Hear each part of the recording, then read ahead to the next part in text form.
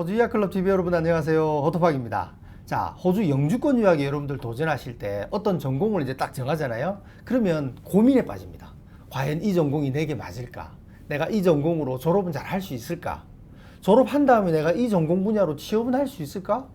그러면 내가 영주권을 언제쯤 받을 수 있을까? 이제 이런 고민들을 이제 하게 되거든요. 그래서 호토박이가 준비했습니다. 당신의 고민 해결사 호토박이. 네, 그 1편 간호학편. 네, 가장 많은 문의를 요즘 많이 주시는 대표적인 학과인데요. 자, 저희 직원들이 어제 하루 동안 지난 이제 수년 동안 저희에게 간호학을 가지고 문의를 주셨던 그 문의 분들 여러 한 70여 분들을 추려 가지고요.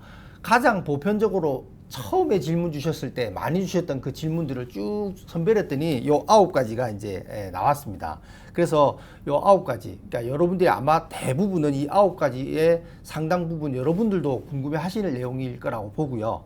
제가 요걸 가지고 이제 하나하나 분석을 좀 해보도록 할게요. 첫 번째, 간호학과 나에게 맞나? 예, 아주 중요한 문제죠. 그리고 간호학 입학, 어떤 경로로 하나? 예, 입학에는 다양한 경로가 있거든요. 그리고 영어 점수, 이제 간호학 하면 대표적으로 영어가 높은 또 IELTS 실점력, PT 65점이 있어 입학이 되니까 또 이걸 어떻게 준비할까? 지역 선정이 왜 중요한가? 그리고 돈 문제는 어떻게 해결할까? 예, 그리고 학업 중 알바는 보통 할 수 있는가? 네, 그리고 간호대학 중에 호토바기 님이 추천하는 대학이 있다 그러면 어딘가? 영주권 딸 수 있나? 언제쯤 따나? 예, 그리고 호주 간호사의 연봉이라든지 취업 전망, 예, 하나하나 분석해 드릴게요. 자, 먼저 호주 간호학과 나에게 맞나? 이건 정말 본질적인 질문이고 제일 중요한 질문이기도 합니다. 가끔 보면 여러분들이 이제 간호사가 영주권이 좀 잘 된다라고 이제 인지를 하시니까 뭐 간호사 나도 할 수 있을 것 같은데라고 이렇게 선정하시는 분이 계신데, 예, 학업을 정말 이어나가기 힘들고요. 그리고 그런 분들이 나중에 졸업한 다음에 취업은 더더욱 쉽지 않을 수 있죠. 예, 호주 병원이나 이런 것들도 다 사람을 평가를 하는데 정말, 예, 기본적으로 뭐 그 직업 자체를 싫어하는 애티튜드라고 하면 그건 또 안 맞잖아요. 네. 그래서 제가 보는 관점은요, 이 간호학은 어떤 학문적인 깊이를 들어가는 것보다는, 예, 일종의 어떤 훈련 과정입니다. 한 명의 간호사를 배출해내기 위한 그 일련의 과정들, 예, 트레이닝 과정이라고 이렇게 봐야 되기 때문에 무엇보다도 자기의 적성 이런 것들이 중요하다고 보고요. 제가 이 학생들을 상담할 때 특히 뭐 20대 초중반 혹은 뭐 10대 후반 고등학교 갓 졸업한 학생들을 상담할 때 이 책을 제가 많이 인용을 하는데요. The Good Careers. 예.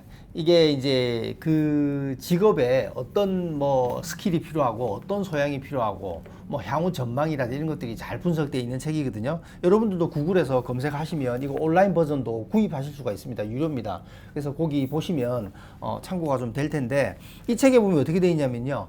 Good communication skills, responsibility, 예, tolerant, patient, 당연하죠. 정말 다양한 백그라운드, 정말 다양한 문화적인 배경을 가진, 그것도 정상인이 아닌 환자들을 케어해야 되는 게 간호사잖아요. 예, 그러다 보니까 정말 이 뭐 커뮤니케이션 스킬은 말할 것도 없고요. 그리고 어느 정도 좀 뭐라 그럴까, 뭐 이렇게 좀 참을성도 당연히 있어야 되겠고요. 그리고 그때 상황에 맞춘 또 어떤 임기응변, 뭐 이런 문제를 해결할 수 있는 어떤 그런 능력, 이런 소양들은 기본적으로 필요하거든요. 그래서 좋은 방법은요, 한국에 계시건 호주에 계시건 만약 여러분들이 호주 간호사로 영주권에 도전하겠다라고 한다 그러면, 예, 주변의 간호사분들, 뭐 가족이나 뭐 친구나 뭐 친지들을 통하면 주변에 간호사분들 있으시잖아요. 꼭 한 서너 분 정도는 만나보시고, 예, 조언을 좀 구하라고 하고 싶어요. 그 간호사분들이, 특히 한국에 계신 분들은 한국의 간호사분들이 처한 그 업무 환경 이런 걸 따지지는 말고요. 여러분들은 호주에서 간호사 하실 거니까 그 환경은 정말 다르거든요. 다르기 때문에 한국의 많은 간호사분들이 다시 호주 간호사의 길로 도전을 하시기도 하고요. 그런 거 말고 그 직업의 어떤 본질적인 거, 그리고 내가 그 직업에 어느 정도 맞을 것인지, 이런 것들을 조금 깊이 있게 고민을 한번 해보시는 거는 여러분 몫입니다. 제가 뭐 이렇게 맞다 안 맞다 이렇게 판별할 수 있는 능력은 없잖아요. 자, 그러나 이제 입학 경로는 이제 전문 분야고 제가 이제 도움을 드릴 수 있는 분야입니다. 일반적인 게 그냥 학사 3년 과정. 예, 호주는 간호학과가 정식 학사 과정이 3년 과정이거든요. 그러니까 그냥 1학년, 2학년, 3학년 이렇게 졸업을 할 수도 있고요. 만약에 여러분들이 한국에서 간호학은 아니지만 일반 다른 학과, 뭐 보통 간호학 도전하시는 분들이 특이하게 영문학 출신이 많습니다. 아무래도 이제 영어과다 보니까 영어에는 자신감이 좀 있으시니까 그런 것 같아요. 그래서 이제 한국에서 일반 학사, 어떤 전공이든 상관없습니다. 일반 학사가 이미 있으신 분들이 호주에 도전할 때는 이 간호학과가 3년을 다 안 가셔도 돼요. Graduate Entry라고 해서 GE라고 하거든요. 그래서 2년 만에 졸업할 수 있고요. 그리고 한국을 비롯해서 다른 나라에 이미 간호사인 분이 있죠. 이미 간호사인 분이 다시 호주 간호사에 도전할 때는 또 컨버전 과정이라고 있습니다. 뭐 1년 과정도 있고 뭐 2년 과정도 있고 한데 이 컨버전 과정은 조금 조심해야 될 게 여러분들이 빨리 호주 간호사가 되는 것만이 중요한 게 아니라 호주 영주권을 받아야 간호사로 활동할 거 아니에요. 그래서 정말 학업 능력도 뛰어나고 영어도 뛰어나서 1년 만에 컨버전 과정으로 호주 간호사가 된다 하더라도 영주권이 없으니까 취업이 안 되는 거죠. 그러니까 이제 그런 문제를 안고 있기 때문에 어쨌건 대부분은 2년 이상의 과정에 학업은 하게 되고요. 그리고 혹시 학사가 있으시고 간호 석사에 도전할 수 있으시면 이것도 한번 고려해 보세요. 간호 학사를 나오고 간호사, 임상 간호사가 될 수도 있지만 간호 석사를 나오고 RN 등록을 하고 또 임상 간호사가 될 수가 있는데 간호 석사일 때는 조금 더 장점이 있습니다. 뭐 간호 연구 분야, 리서치 분야, 그 다음에 뭐 간호 교육 분야, 보건 행정 분야, 뭐 이런 쪽으로 좀 더 다양하게 학사보다는 석사 학위 소지자가 똑같은 RN이라 하더라도 진출할 수 있는 분야가 조금 더 넓어지기도 하거든요.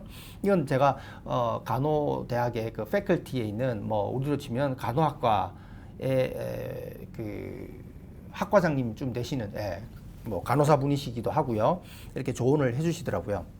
자, 그 다음에 디플로마가 있습니다. 이 디플로마는 이제 그 주로 테이프라고 하는, 물론 사립 칼리지도 있고요. 이 테이프라고 하는 한국으로 치면 굳이 따지면 이제 전문대학 레벨인데 여기에 1.5년 과정이 있습니다.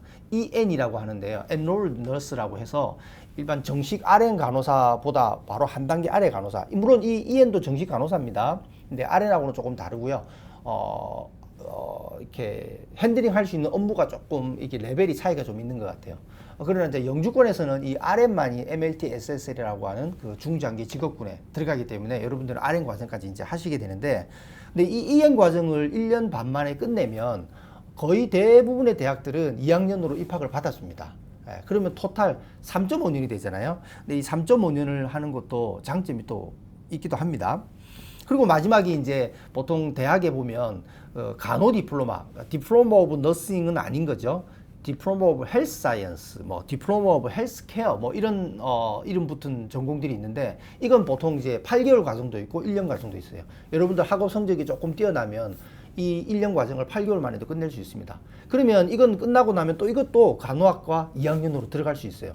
그럼 앞에 EN 과정 1.5년하고는 어떻게 다른가? 네, 이거는 EN은 이미 EN이라는 간호사의 또 다른 간호사의 자격을 취득한 이후에 2학년으로 들어가잖아요. 그러니까 이분은 2학년 공부할 때도 아무래도 그냥 간호대학 1학년 들어와가지고 2학년 되신 분, 혹은 지금처럼 뭐 헬스 사이언스나 이런 것들을 1년 하고 2학년이 되신 분들보다는 실무적인 능력이 훨씬 뛰어나요.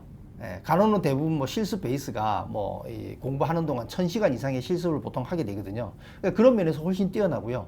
또 가장 큰 그 메리트가 2학년, 3학년 공부하는 중에 EN 자격이 있기 때문에 병원에서 계속 일을 하면서, 학교는 보통 뭐 한 이틀, 3일 가거든요. 그럼 나머지 얼마든지, 또 간호는 또 24시간 돌아가는 또 근무 체계니까, 그죠? 뭐 9 to 5로 주간만 일하는 게 아니잖아요. 그러니까 충분히 자기 학비의 상당 부분도 또 벌어가면서 공부할 수 있는 그런 또 이점이 있습니다. 그러나 이제 이 디플로마 1년짜리 헬스 사이언스나 이런 것들의 장점도 있어요. 이 1년을 하고 나면요, 간호학과 2학년으로 갈 수 있지만 뭐 약대 2학년으로 갈 수 있는 길도 있고요. 대학에 따라 조금 차이는 있지만요. 뭐 OT라고 하는 오큐페이셔널 테라피라고 하는 또 작업치료라고 하는 전문 분야가 있거든요. 그리고 물리치료사, 뭐 피지오테라피, 뭐 이런 쪽도 갈 수 있고요. 다양한 의료 관련 분야에 2학년으로 갈 수 있습니다. 그러니까 내가 간호는 하고는 싶은데 정말 내가 간호가 맞을까? 이거에 대한 이제 좀 걱정, 의구심? 왜? 뭐 10대 후반이나 20대 초반이면 자기도 자기를 모를 수도 있잖아요. 그런 분들한테는 또 이 디플로마도 괜찮습니다. 학업 기간은 토탈 3년인데 내가 이 디플로마 오브 헬스 사이언스를 하면서 조금 더 세부적으로 내 간호가 맞을지 다른 쪽이 맞을지 찾아갈 수가 있으니까요. 그래서 이 헬스케어 디플로마는 그린피스 대학이 참 잘 돼 있고요. 그리고 뭐 커틴 대학도 다양한 분야로 2학년으로 진출할 수 있고요.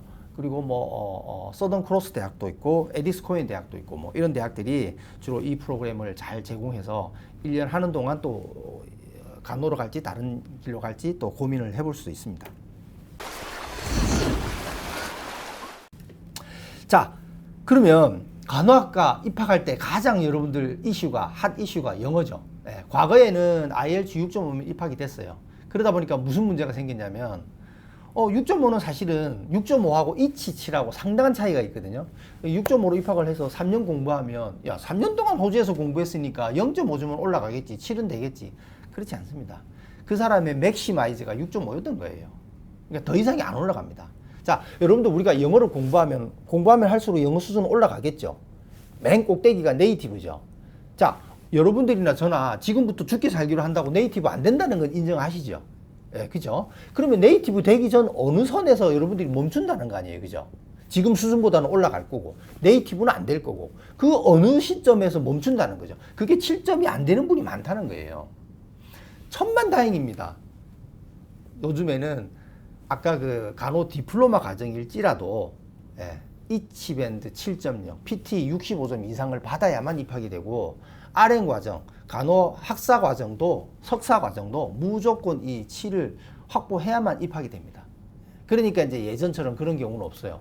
6.5로 입학해서 간호대학 실컷 졸업했는데 7이 안 나와서 간호사 등록이 안 되는, 정말 그건 주변에 어떻게 말도 못 합니다.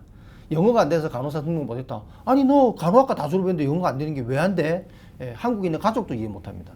그런 상황이 되기 때문에 참 안타까운 경우가 많았었는데 지금은 이제 무조건 7이 있어야 입학이 되는데, 자, 제가 이분들을 문의가 오면요 항상 제가 강조하는 게 일단 3, 4주 안에 시험을 한번 보라고 말씀을 드립니다. 열심히 수개월, 자, 여러분들이 간호로 영주권 유학에 도전하겠다라고 하면 제일 먼저 하시는 게 일단 영어책 펴내고 영어 공부합니다. 그래서 몇 개월 동안 공부를 합니다. 그러지 마시고요. 일단 3, 4주 안에 시험 유형만 파악하고, 유튜브에 들어가도 시험이 어떻게 진행된다 다 나오거든요. 시험 유형만 파악하고 3, 4주 안에 시험을 일단 한번 보는 거예요. 그래서 현 수준, 본격적으로 공부하기 전 나의 수준을 파악하셔야 내가 나중에 7에 도달할 수 있을지 없을지 어렵지 않게 파악할 수 있어요. 근데 여러분들이 막 반년 이상 열심히 공부한 다음에 어느 점수가 봤잖아요. 그러면 여러분들이 남아있는 그 부분이 얼마큼 남아있는지를 판단하기는 굉장히 어렵습니다. 6개월 열심히 공부했다. 이거는 열심이라는 거는 어떤 수치로 나오는 게 아니잖아요. 다 개인마다 다르잖아요. 네. 그때 시험이 운이 없어서 못 쳤다는 분도 계시고 막 복잡해지거든요. 그러지 말고 3, 4주 안에 시험을 딱 보는 겁니다. 봤는데 5점대도 안 나온다. 그러면 도전 안 하시는 게 맞고요. 그분은 아까 말했듯이 그 위에 안 올라가신다니까요. 네. 그러나 만약에 여러분들이 5점밖에 안 났는데 지금 15살이다. 예스, why not? 조교학 오셔서 공부하면 되는 거고요. 예. 그러나 만약에 6.5가 나왔는데 현재 지금 38세다. 이거 고민해야 됩니다. 0.5점 그것도 올라가기 힘들 수 있어요. 이치밴드 7까지는. 예. 그래서 항상 호토바기가 이건 진짜 침 튀기면서 제가 강조하는 부분인데, 예. 먼저 3, 4주 안에 보셔야 됩니다. 그래서 이제 내가 남은 폭이 얼마인지에 따라서 한국에서 준비할 것인지 아니면 호주에 와서 대학 부설 영어 과정에서 공부할 것인지, 아니면 포기해야 될 것인지, 이게 심플하게 결정날 수 있습니다. 자, 간호대학은 이제는 패키지가 안 됩니다. 예전에는 뭐 다른 대학, 뭐 내가 IT를 가겠다, 회계를 가겠다, 호주에서 공학을 전공하겠다, 뭐 이런 분들은 다 영어 플러스 그 과정을 연결해서 한 번에 비자를 신청해서 일정 영어 연수 끝나면 별도의 PT나 IELTS 성적 없이도 입학이 돼요. 왜? 영어 연수 과정에서 인정해주면 레벨이 이 정도 됩니다라고 인정해주면 넘어갈 수 있는데, 간호만큼 그렇게 안 됩니다. 왜냐면 안막이라고 하는 그 간호사 등록하는 그 기관이 있거든요. 기술심사 기관이기도 한데 거기서 무조건 입학 때 점수로 된 걸 내야 됩니다. 나는 영어권에서 계속 공부했는데 이 점수를 피하고 싶어요. 이런 분들은 6년 이상 공부를 해야 됩니다. 하이스쿨 전체를, 그러니까 한국으로 치면 중고등학교 전체를 영어권에서 공부해야 되는데, 가끔 뭐 말레이시아에서 공부했다, 싱가포르에서 공부했다, 뭐 그 영어권 아닙니다. 호주에서 말하는, 여기서 말하는 영어권은 딱 6개 국가입니다. 미국, 캐나다, 호주, 뉴질랜드, 영국, 아일랜드, 이렇게 됩니다. 그러니까 그 나라가 아니면은 그 나라에서 연속적으로 6년을 공부하지 않았으면 그러니까 면제는 안 되는 거죠. 그냥 무조건 점수는 있어야 됩니다. 그래서 이 영어 점수에 따라서 내가 선택해야 될 지역도 다릅니다. 내가 영어를 이제 공부를 해서 8점이 도달할 가능하다. 그러면 나중에 점수 예민해서 굉장히 영어 점수 만점을 받잖아요. 영어 점수 IELTS 8.0이면 그 기술 이민 점수표에서 영어가 20점 만점 받거든요. 그러면 이 사람은 지역 선택이 조금 자유로울 수 있어요. 근데 내가 7점이 겨우 나의 맥시마이즈다 라고 하면 이 사람은 또 점수 경쟁을 따져봐야 되기 때문에 이 지역 선정이 중요해집니다. 조금 세부적으로 들어가면요.